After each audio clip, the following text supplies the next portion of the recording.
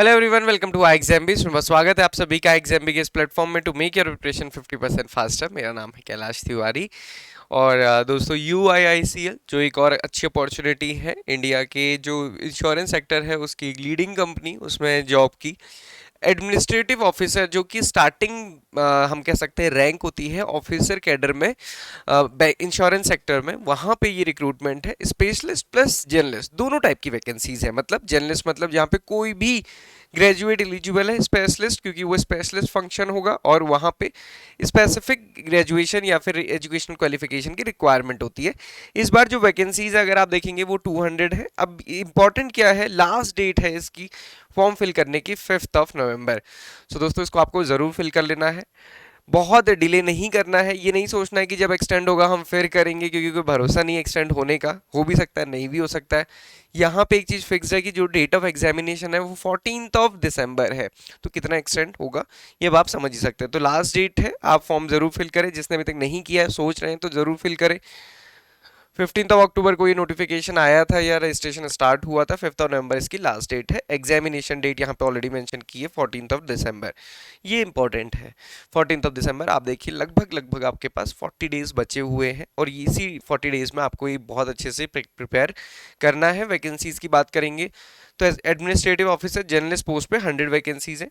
ठीक नंबर है वैकेंसीज का। पहले से थोड़ी ज़्यादा भी थी, इस बार थोड़ी कम है, बट ठीक है ओवरऑल। स्पेशलिस्ट में देखेंगे तो रिस्क मैनेजमेंट है, फाइनेंस मैनेजमेंट, इन्वेस्टमेंट है, ऑटोमोबाइल इंजीनियर से, केमिकल है, डेटा एनालिटिक्स है और लीगल है। और ये भी टोटल मिला के आप देखेंगे 100 है।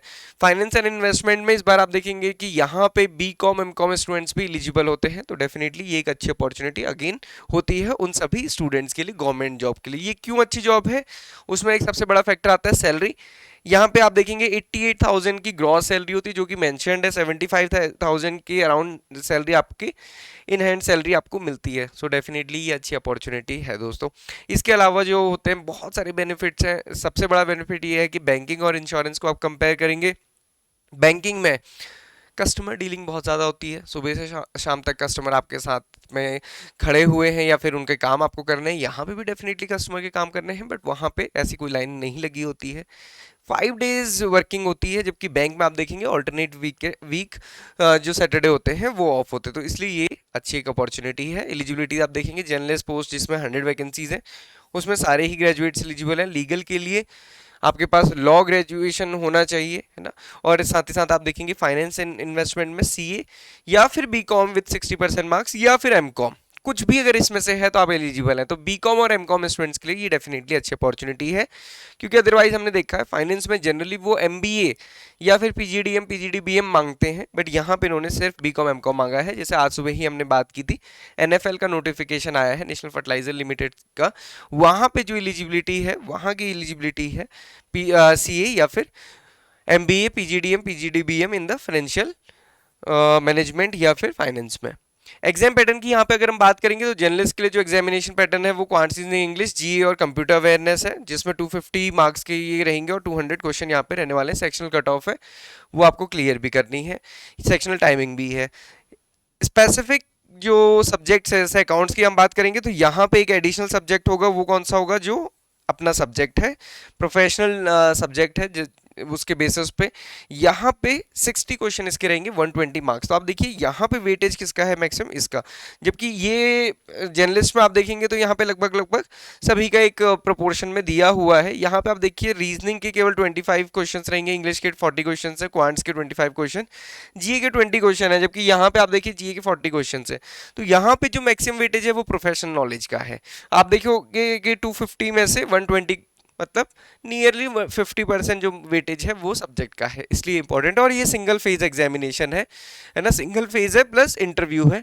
इसके साथ साथ डिस्क्रिप्टिव इंग्लिश का टेस्ट होगा, लेटर राइटिंग, ऐसे राइटिंग का, बट वो क्वालिफाइंग इन नेचर है, मतलब उसकी उसकी जो मिनिमम कट ऑफ है वो क्लियर आपको करनी है। तो दोस्तों ये है एग्जामिनेशन पैटर्न, बहुत डिफिकल्ट नहीं है, डेफिनेटली ईजी तो नहीं ही होगा, बट ये अच्छा है कि सिंगल एग्जामिनेशन है, बार बार एग्जाम देने सेंटर पर नहीं जाना होगा। और 14 दिसंबर को ये एग्जामिनेशन होना है।